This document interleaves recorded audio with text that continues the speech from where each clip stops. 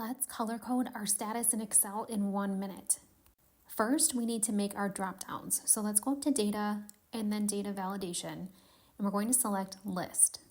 You can select a list somewhere else, or you can just type in your values here. Let's go with 5 different ones: not started, done, in progress, stuck, and shelved. You can make these anything you want. Hit OK.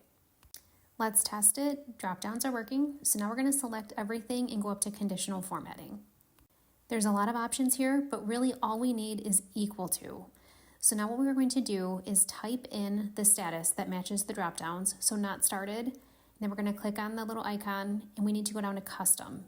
We want this color to be gray, and then hit OK. And we're going to repeat this step for every single item. So again, conditional formatting, equal to, done. We're going to go down to custom and let's make done green.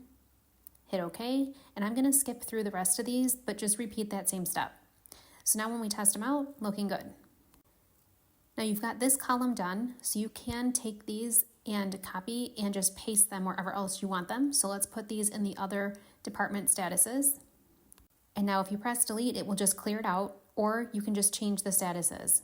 So let's test it out, and all looks good.